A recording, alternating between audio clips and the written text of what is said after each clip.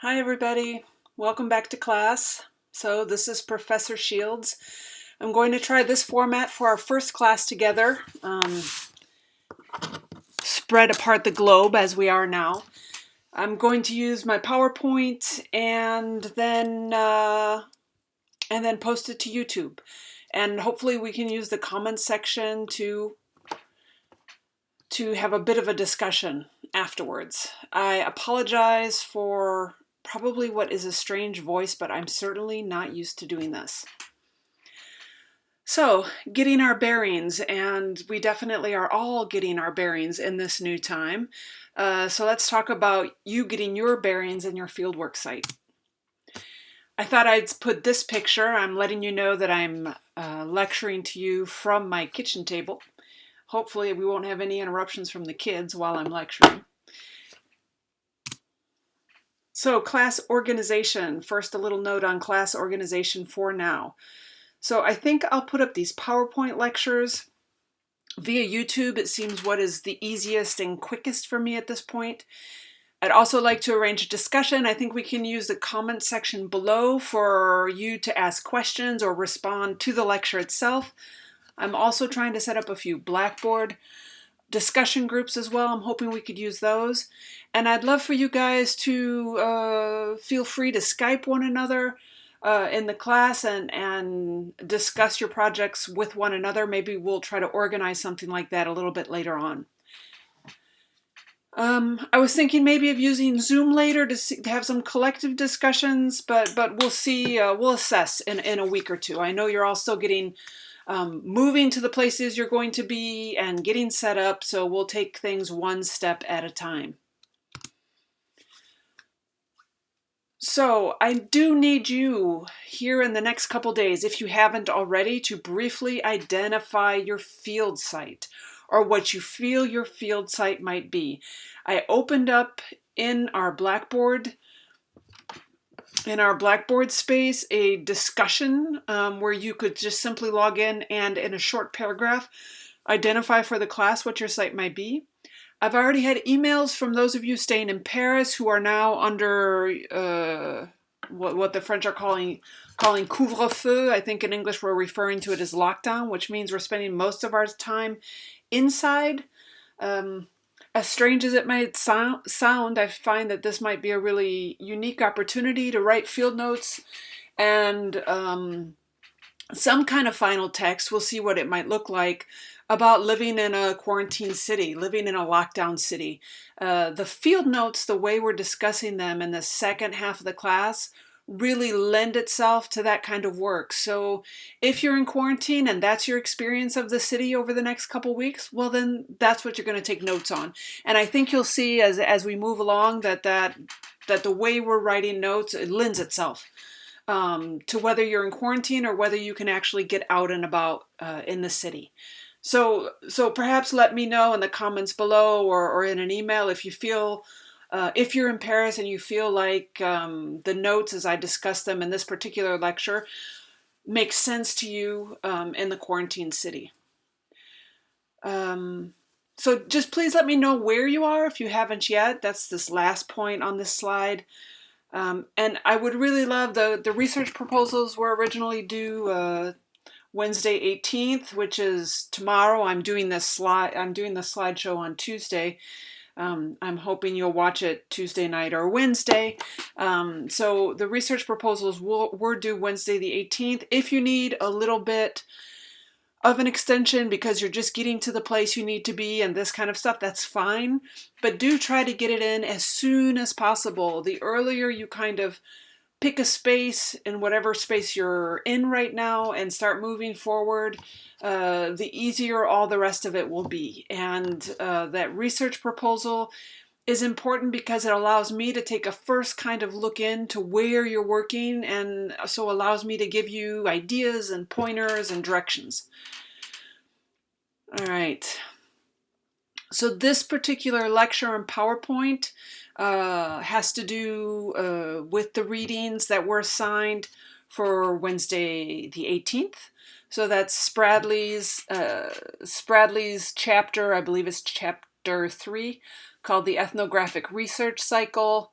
another chapter from Spradley's book called Making an Ethnographic Record, and then a chapter from Emerson and All's book called Writing Field Notes, and that's an excerpt from a section called The Process of Writing Up. So, as we perhaps discussed in the last class, it's really important, especially for the Spradley readings, actually. He wrote that book originally with the idea that one chapter would build on the next, and so on and so forth. And the rest of the semester is really set up in that way. Whereas we start you off in field work with this lecture and over this next week, and then we add a bit of complexity to what you're doing, and then I ask you to start doing analysis. So you really do need to kind of maintain, even if you're a bit behind in your research proposal and a bit behind in these other things, to stay current with the readings and the kind of assignments for the field that I give you at the end of each lecture. All right, I thought it might be a nice idea to review a bit from last class. Several of you were not present in the last class. Others who were present were thinking they were going to end up in one space and perhaps are in another. So I thought I'd just do a few brief moments of review. So first of all, coming from Spradley's book again, he talks about thinking about a fieldwork site as a social situation, right? And a lot of what we're going to be doing in this section is just trying to think about everyday contexts through a kind of different lens, right? So really doing participant observation is about learning to observe mindfully and with an eye for detail, and with an eye for, and I guess with a social science or ethnographic lens. So first of all, you're just identifying a site as a social situation. You see, what identifies a social situation is extremely basic. It means it has actors in it, it has activities in it, it has a place, okay? This could be, as we said last time, a crosswalk in a city. There's people crossing the street. There's perhaps people that are selling something on the street corners. There's tourists taking pictures. There's activities, cars driving past, people walking, people selling, taking pictures, as I said earlier, and there's a place, okay? This, though, as you see, it's such a very kind of basic and general sort of idea that you could also very much apply it if you're quarantined in Paris, for example. If I were to apply it to my current situation, quarantined here in Paris in my apartment, there are actors with me. Right now, there's my two sons, there's my husband, but then I am also interacting with people via Skype. I'm watching people from my window. In the next couple days, I'll be going shopping at the supermarket across the street.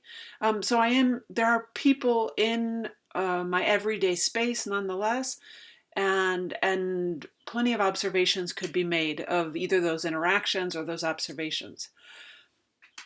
There's plenty of activities as well, and I'm assuming the longer we're in quarantine, the more these activities might take shape. I'm having, for example, a digital apéro or before dinner drink with an old student today because she needs some help with some classes she's teaching. The boys and I have been playing board games every night. I've been having telephone conversations with my grandmother every evening to reassure her. There's plenty of activities. I can see other activities out my window, actually. I've been able to watch the line form outside the supermarket across the street as people wait to be led into the supermarket to do their shopping in the morning. It seems that the morning is a much busier time than the afternoon because there's no line right now. And then there's places. If you're quarantined, it means that there's places in your apartment. There's maybe digital spaces also that you're going. And of course, if you're somewhere else and you're able to get out and about, these obviously make apparent sense, right? If you're on a particularly busy market street in Edinburgh, for example, I'm thinking of Alex, there's all sorts of things going on in that particular street, which is a place, which can indeed be broken up into different kinds of places often, but we'll worry about that later. There's various different kinds of activities taking place. There's various kinds of actors. Okay, so just a little way to help train your attention to an observational eye of a site to start out. Criteria for selection. We spoke about this last time, so I won't say a lot, and Spradley writes about this as well. Keep it simple. We're interested in the everyday when we're working in anthropology, and there's no reason to, especially for the month we have in front of us, to choose a particularly complex site. It needs to be accessible. If you're quarantined, that means that there are certain spaces that are accessible to you now and others that are not. So you will circulate in those spaces that are accessible, right? If you're in a space where you can get out and about in the city, right, you cannot, for this project, access spaces that are private or access spaces that you need to get permission to work in. We just don't have the time for this particular project. You need to be in a space that's unobtrusive, right? We spoke last time. In the past, I've had students really interested in the space of the bakery, and it is true, the bakery is a really fascinating space in Paris, for example, but you can't really observe in a bakery without being obtrusive.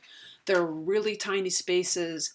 They have a little tiny waiting room, and to observe there, you would be conspicuous, and so it's not possible for this project to do that kind of observation. Obviously, if there's recurring activity, it's going to be helpful. And part of what we're actually doing too is thinking about recurring activity in whatever spaces that you're in. And then there's various ways of participating. I'm not going to take the time to talk about that now because I'd like to kind of get on to the next lecture, or to the readings for today. But Spradley talks about different levels of participation in the readings for last week, and you can always take a look at that. Finally, and this is the last slide for reviewing what we spoke about in the last class, is to start to think differently about what you're doing in an everyday space when you're a participant observer, as opposed to what you're doing in that same space when you're just a regular old participant. And here I put a picture of myself to the left in the field in 2015, and I'll take a few pictures and a few examples from this field work that I'm writing up now with the Jury Terroir, which is a group of cheese tasters that taste Comté cheese about once a month. So when you enter a space or an activity as a participant observer as opposed to a regular participant, you need to think about your dual purpose, right? You're there not only to participate and become integrated into a group in whatever form that might take, but you're also there to observe and be mindful and eventually down the road find patterns and write an analysis. So you really kind of keep in this dual purpose. You can't really take anything for granted. Now that's not very difficult when I go into the Jury Terroir, for example, because it's a small group. They're cheese tasters, and I knew nothing really about cheese tasting when I started. So I was very mindful of my difference. I was very mindful that I was learning new skills and a new language, and I had a lot of learning to do. This is more difficult when you're in a very familiar space to yourself. If it's at a crosswalk, if it's in your own living room as you navigate quarantine, right? Then you have to really try to explicitly take on this role of the observer and being conscious and thinking through and mindful of how you're navigating the space as a particular kind of social actor. Okay, that's linked, I guess, to the second point here, which I just to some extent stated along with this first, is this explicit awareness, right? You need to develop an explicit awareness of your environment, of the other actors, activities, of the places, right? Wide angle lens. So instead of focusing very narrowly on the task at hand, you need to widen your view, widen your lens to include other activities, other actors, other spaces. The example I often give with this, and I think we spoke about this last week, is that when we take the subway, for example, in Paris, when we're very used to taking the subway, there's most of our commute we pay little attention to. We're focused on where we're going. We know where we're going. We're not paying attention or looking at other people directly per se. And we really go through without paying much attention at all to what's going on around us, aside through kind of an urban peripheral vision where we're somewhat aware of things going on. So what we want to be able to do is start thinking with a wide angle lens when we go into a site as an ethnographer.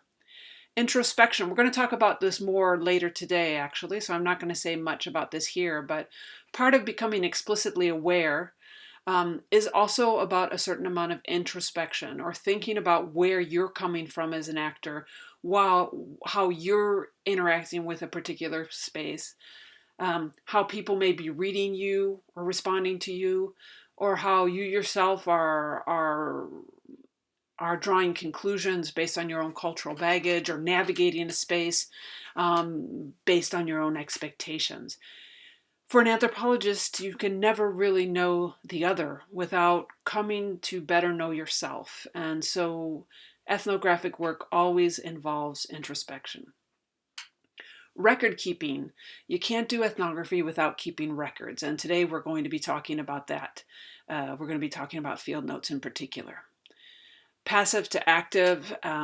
Over the course of a field work stint, we often try to become more active within the space. We'll put that on hold for now because we're going to be in different spaces and have different sorts of relationships to those spaces in the start. So we'll come back to this notion later.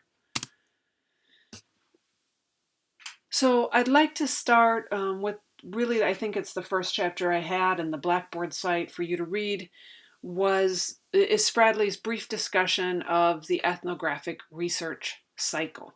Okay, and just a word too, I'm thinking as I'm putting up these slides or looking at my slides, is that I'll also put up this PowerPoint on Blackboard so you can look at it separately from my ramblings here as well. Okay. So the thing we need to keep in mind is that field work is a process. And so our relationship and our knowledge, our questions keep developing over time. So most of us, if you're coming from outside of ethnography, you're used to putting a research paper or a research project together in the following way. And this comes to us from Spradley, right? We often begin by defining a research problem. We formulate hypotheses in step 2. In step 3, we define key terms, right? What he refers to as make operational definitions. In step 4, we design a research instrument. In the social sciences, we may design a research methodology. We gather our data. Step 5, we analyze the data. Step 6. Step 7, we draw conclusions and we report the results, right? This is a very linear sequence. It's a linear sequence that people may follow in the hard sciences, but it's certainly a linear sequence that's also followed in a lot of social science research. Now, the ethnographic research cycle, and it's a cycle and not a line, looks something quite different. So if you take a look at this diagram from Spradley's book, you have off to the left the beginning rectangle, which is selecting an ethnographic project, right? In our case, this begins with selecting a field site in particular, right? Then we hop on to this circle. And we begin by asking ethnographic questions. We'll talk about that a little bit today, though we'll really focus in on that in the next lecture, so next week's lecture. We collect the ethnographic data, which involves going to the field and getting involved, right? We make an ethnographic record, which in our case is going to be mostly about writing field notes. We're really going to focus on the art of writing field notes in this class.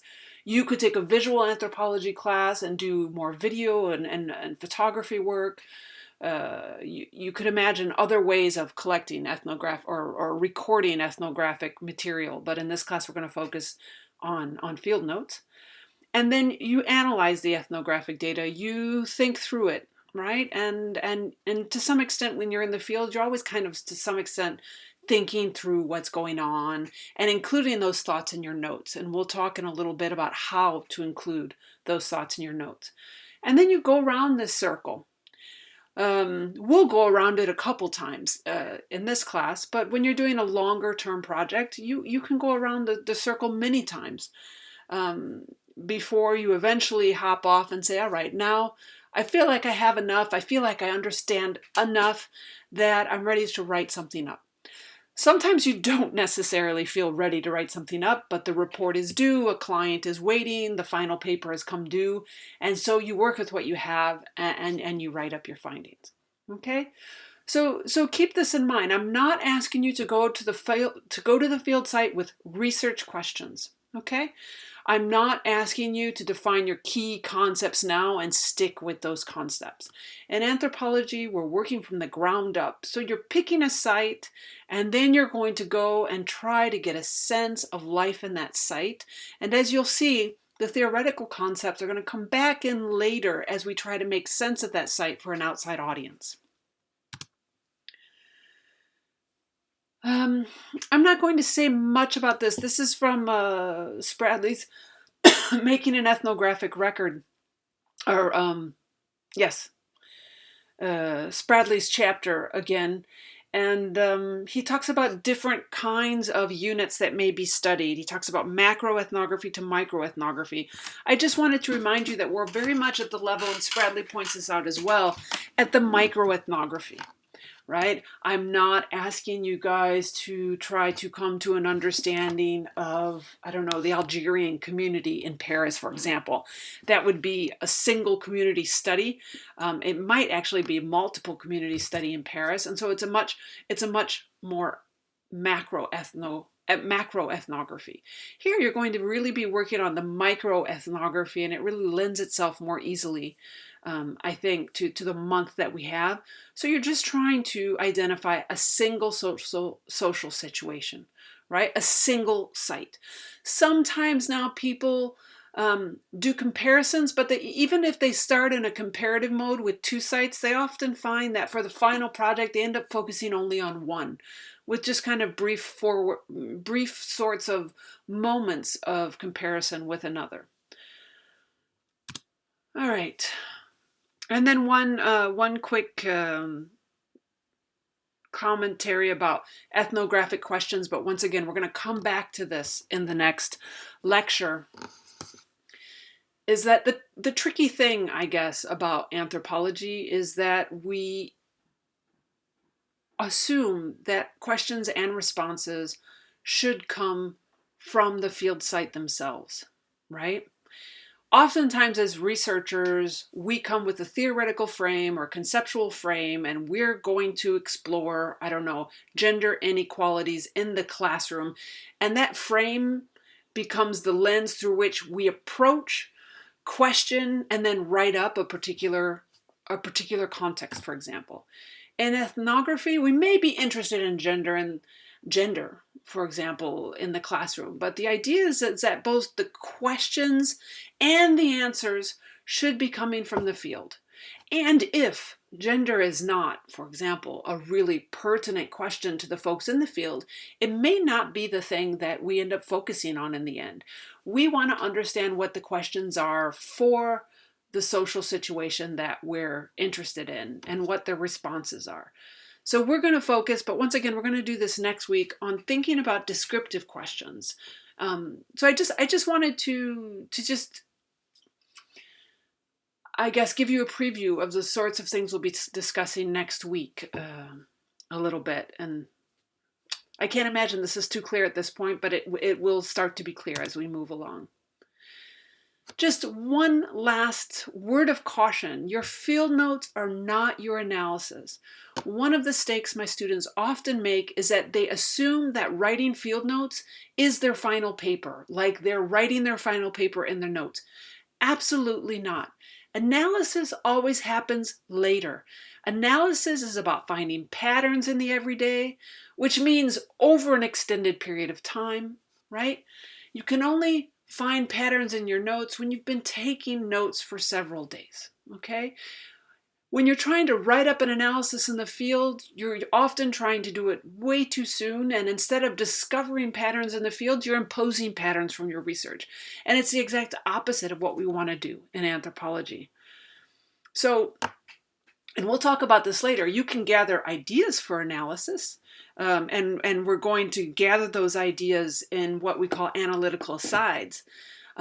But you're not writing an analysis in your field notes. You're just recording everyday life in your particular site in the form of what we call thick description. And we'll try to get a better understanding for our purposes of what thick description means in our particular project. Okay?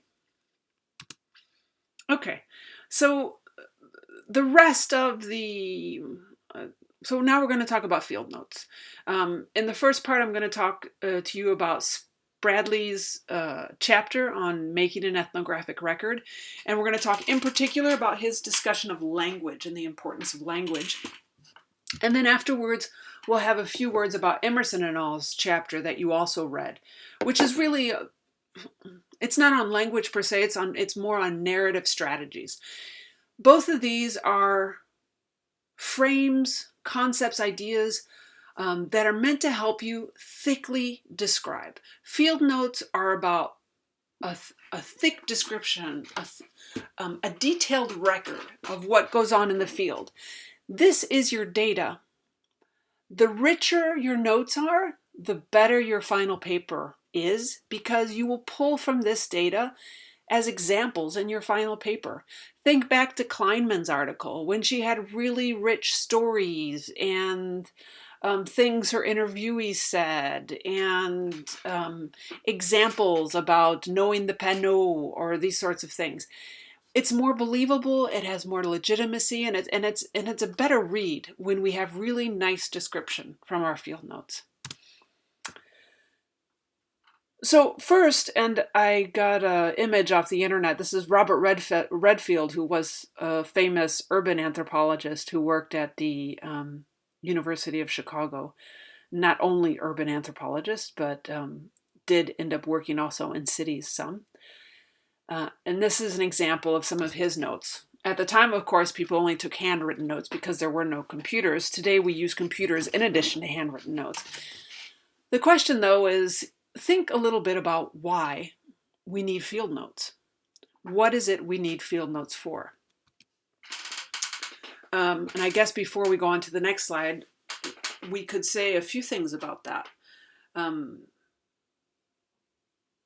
usually this is a moment where we discuss this in class for 10 or 15 minutes. But I guess since we can't do that today, I'll just talk about a few key reasons for taking field notes. One, they're a memory aid. When we spend space in a particular field site for many, many days, if not months, for full-length participant observation research, there's no way to remember that amount of detail about everyday interactions. So we need to take notes to have that really clear record. Notes are also a space where we go back and it becomes our corpus for analysis. It's very hard to find patterns. It's very hard to find progression without having the notes to go back and sift through that too. Notes are also a space where we work through the tensions, and we're going to talk about this later, between our subjective reactions, emotions, feelings about what's going on, and our attempt to describe more objectively the kinds of things that we're seeing. So there's also, and those are only 3 reasons why we might be using field notes. There's all sorts of others that I encourage you to think about as well. So a few basics for the field notes for our projects. So every time you go into the field, and some of you may be living in the field if you're talking about the quarantine city, you need to make a record of your visit through notes. You can also be taking pictures or videos or collecting objects, though none of those are required for our particular project. Now we're going to talk about this more in a minute, but there's 2 types of notes actually. There's condensed and expanded notes, and Spradley talks about this. We'll return to that in just a minute. Expanded notes, which are the notes you actually write up in your computer on a Word doc, should be written up fairly quickly after a field site visit, quote unquote, within 24 hours. Just one reason for this is memory. You can vividly describe or describe in more detail when you write quickly than when you wait a day or two or three. Your memory starts to fade and it's not as sharp and it's not as detailed. For your field notes for the class, you should be sure to date each entry. So each entry begins with a date. I myself also tend to indicate in that top heading where I was the day, where I was or what event or what was going on, a few key words for the entry. And sometimes even I write up the time and the place I wrote up the notes. That's not required, but you should date each entry. Entries are often written in chronological order. There's a couple good reasons for this. Sometimes order is important. Sometimes it gives us a good sense of how time is organized. It's sometimes easier to remember things when we remember them in order. So oftentimes field note entries are in chronological order, but this doesn't have to be. Sometimes you can, this is what I do. Sometimes there was a particularly important or meaningful thing that happened to me in that particular day on a field site. And so I might spend my first hour writing that up while my brain is still fresh. And then I go back and do a bit of chronology. So you can have either sort of strategy when you're writing notes, and it'll often depend on what's going on in the field that day. So, briefly, two kinds of notes. When you're in the field, you're taking what we call condensed notes. If some of you are out and about on a street or in a cafe or out in a public place, it's very difficult to take out your computer and write up. And even for those who might be in situations of quarantine, it's not always easy if you're Skyping with someone or making dinner or this sort of stuff to sit down and type up notes on a computer. Indeed, when you start to do that, you end up writing notes about writing notes, which is not what you're supposed to be doing, right?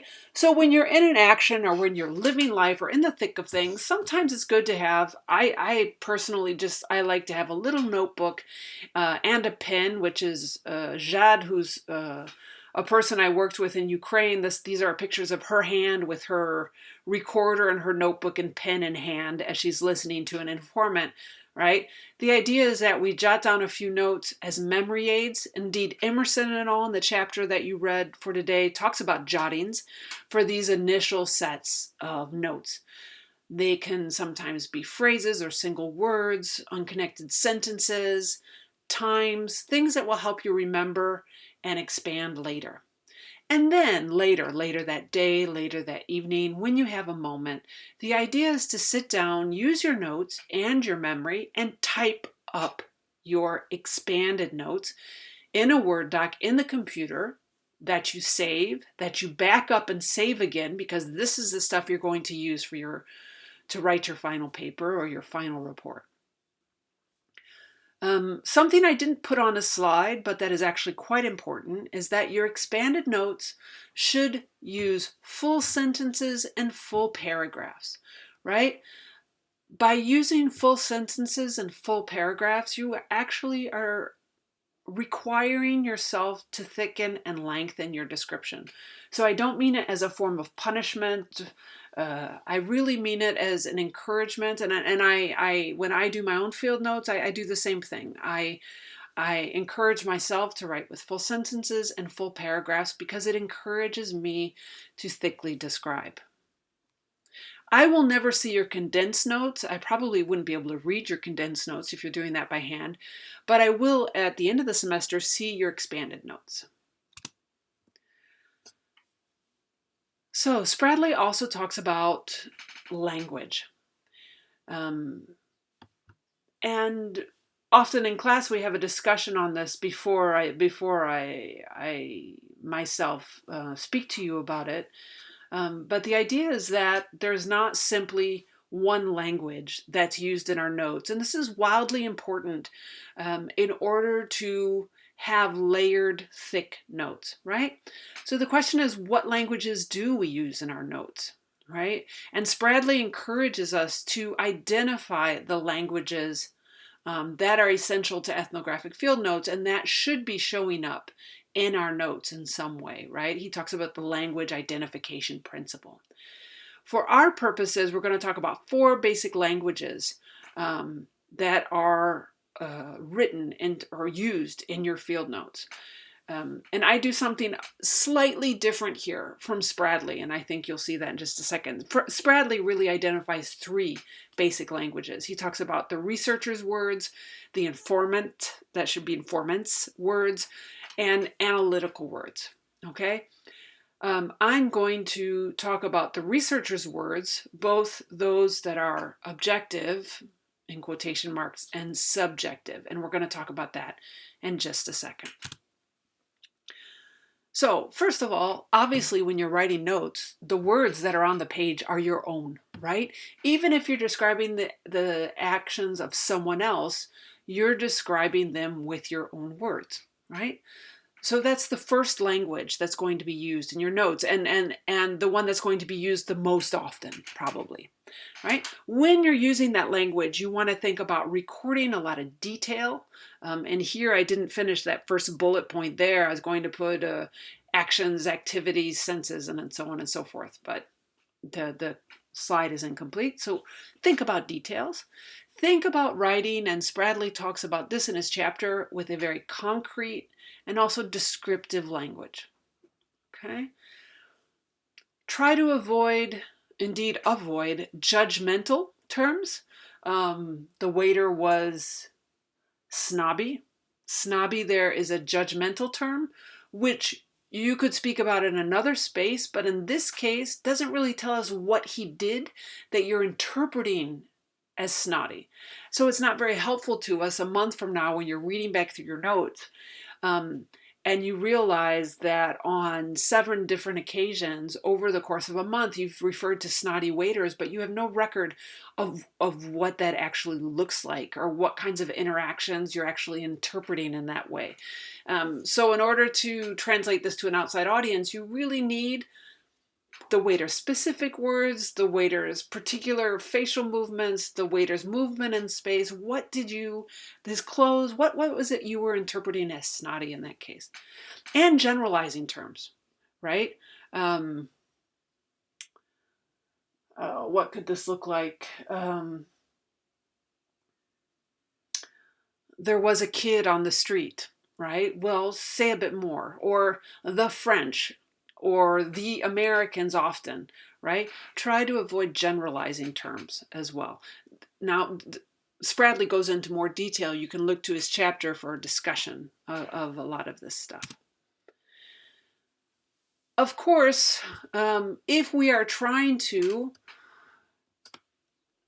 render a description of the everyday in a manner that is as true to what happened as possible, which is what we just talked about, we are humans, and we're not putting the other humans we're participating with or observing under a microscope. We're actually an organic part, an actor in this space.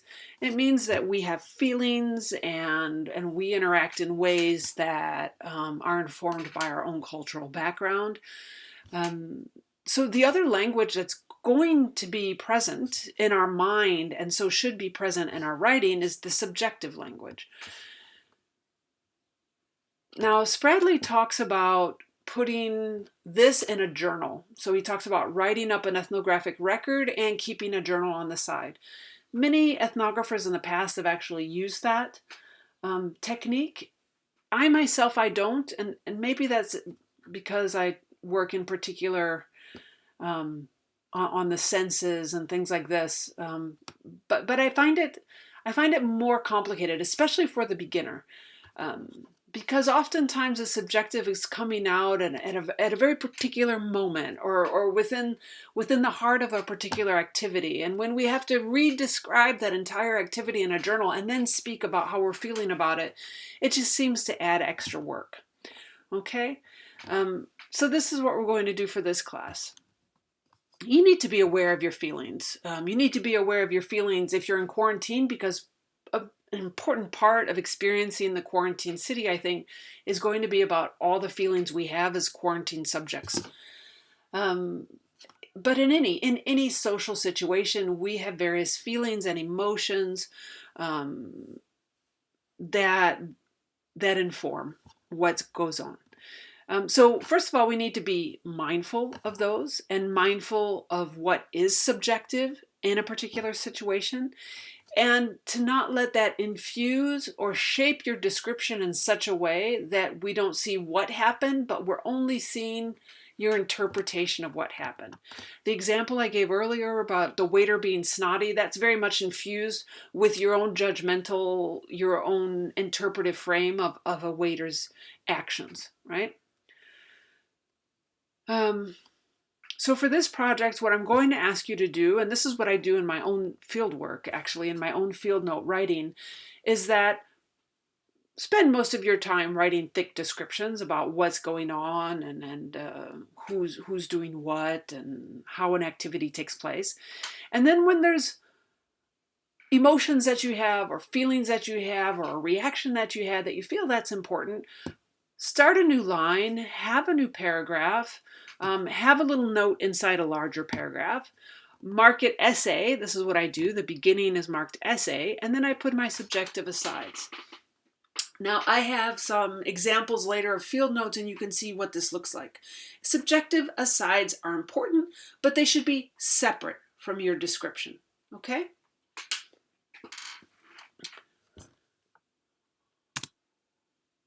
Of course, the other really important language, and you should privilege it as often as possible, is the informant's language. All the actors in your site who are not yourself. Now, this could be any kind of spoken or written word, right? It might be a conversation that you record, a saying that someone enunciates.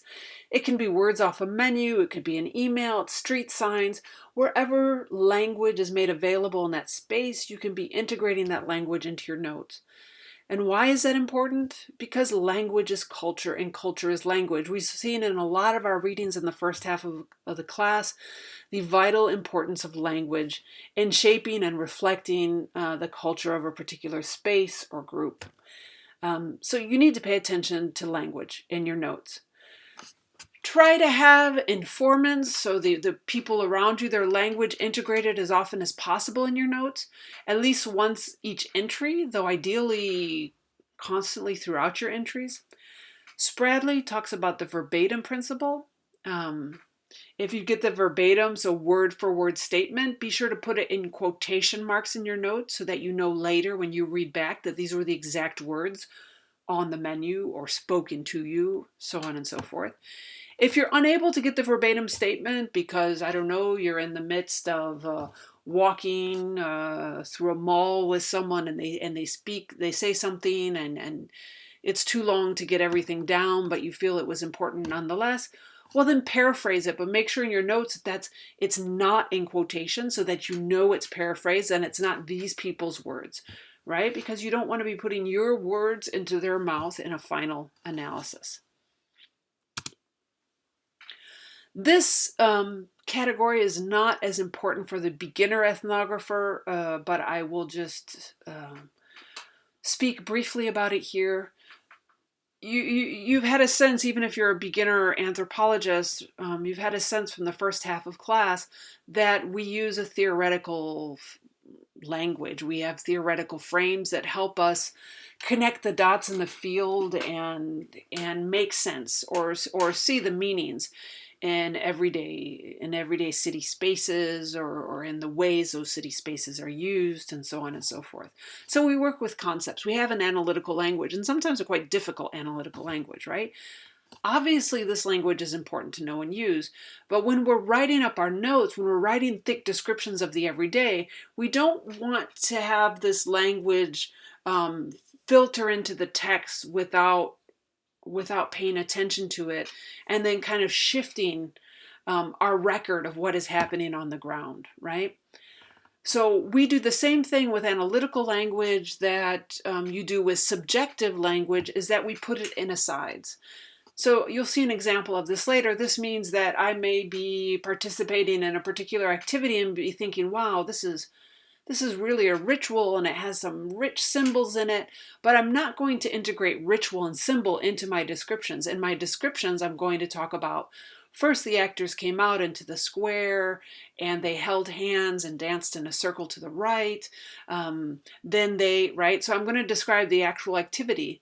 After that, I may put AA and put ritual and symbol, and then write up a short paragraph about how I think the notions of ritual and symbol are really useful analytical tools for thinking through this particular activity. But once again, you keep that analytical note or a brief discussion in a separate space from your description. Okay?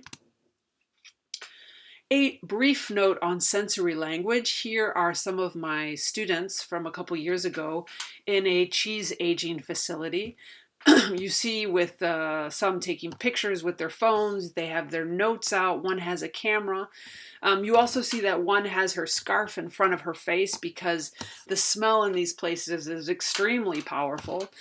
I don't know what kinds of spaces you'll be in or what kind of interests you may have, but another kinds of language you can think about integrating in your notes, especially since we had a set of readings around the senses in the city, is a sensory language. Now, I'm not going to require this for this particular set of ethnographies, but if some of you are interested in the senses and if the senses start to be an interesting sort of space for you to think through your site, by all means, think about textures and smells and sounds and colors and all the kinds of different sorts of sensory language you can use to thicken the descriptions in your notes. All right, let's talk now a little bit about narrative strategies for field notes.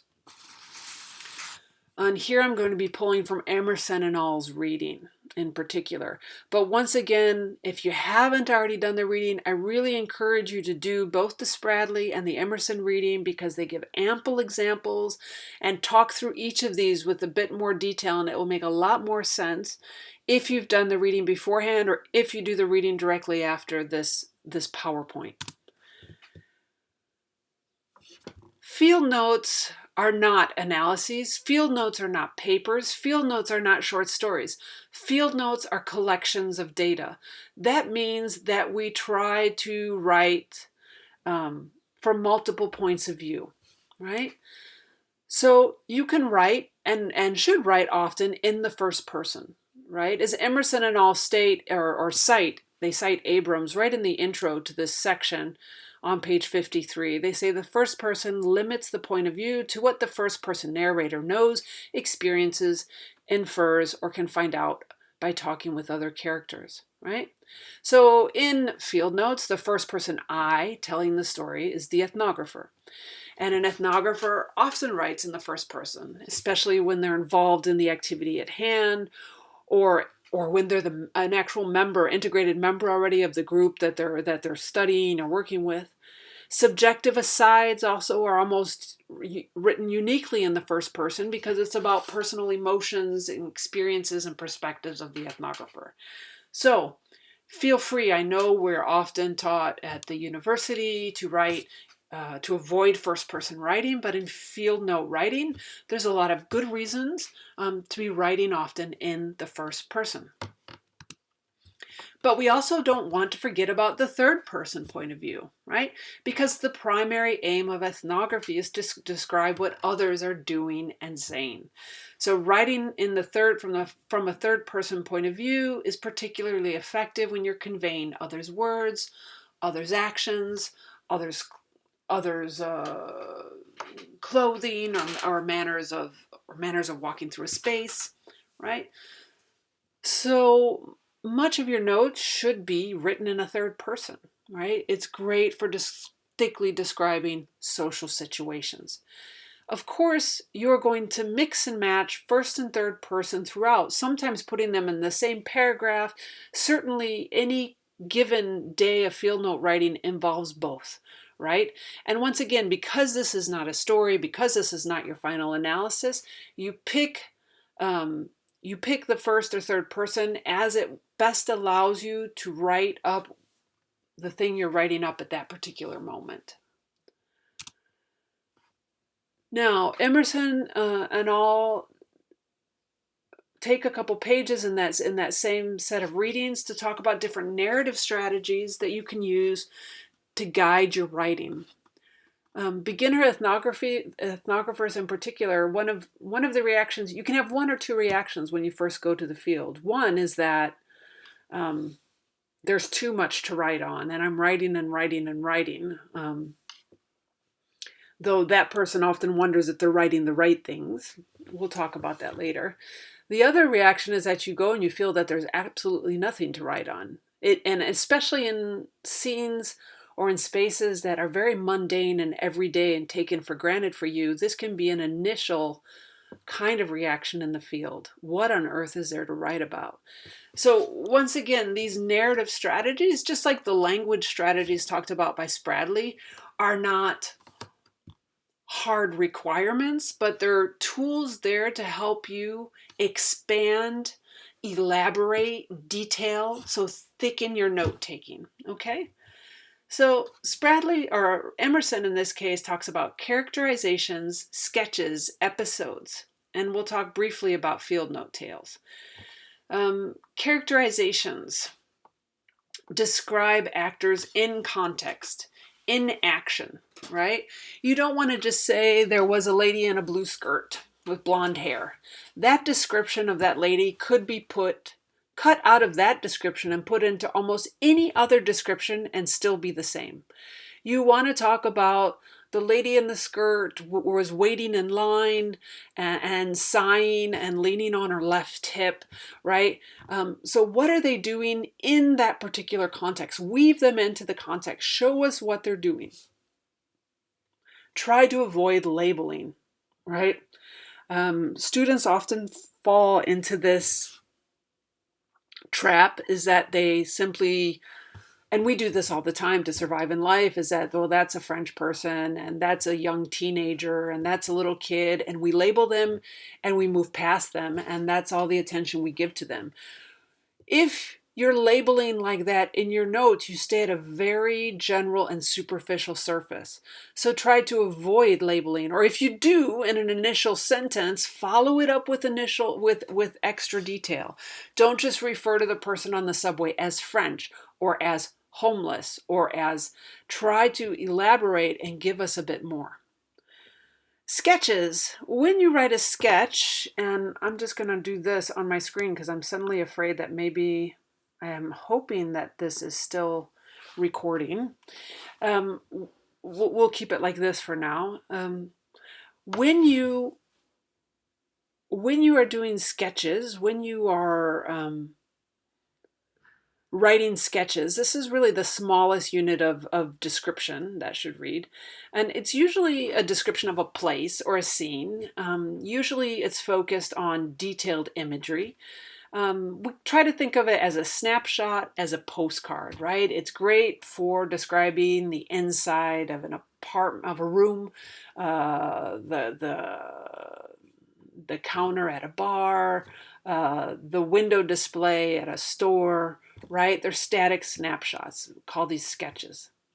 The other thing you can think about are episodes. Episodes recount action and they move through time. So they tend to describe one continuous action or interaction. So this may be, for example, an interaction with someone at a store. It begins with a conversation, then I don't know, perhaps a particular product exchanges hands, and then a thank you is said, right? So it's a series. It's a series of actions that are tied together. It can involve different actors, and it sometimes can either be in one particular place or move through spaces as well.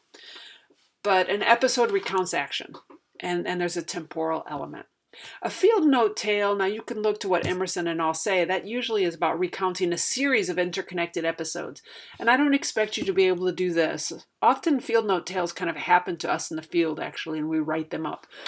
But we can imagine that a series of episodes can be linked in a kind of larger story. But I wanted to bring it up here because Emerson and all speak about it, but it's not necessarily very, very helpful to us here. Oh, I didn't finish this slide. Cautionary note on narrative strategies, but I've already said this. Your field notes should not be a story, right? They are not an analysis, right? When you write a short story, for example, you have a beginning, a middle, and an end. You write it in terms of a crisis. There is some kind of moral at the end. In other words, there's an interpretation already written into a short story. Field notes are about capturing the everyday that you were just involved in and don't have a moral often because everyday life doesn't necessarily. So don't think that you're having to write a kind of short story every day you write notes. Okay. And to conclude, we're moving towards the conclusion here.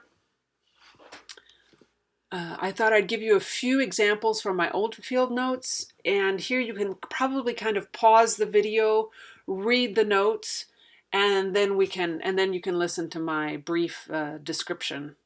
And I'm just going to check quickly, QuickTime Player. I'm hoping that it is recording. It's hard to tell. It looks like it still is. Okay. So this is a picture of the Jury Terroir.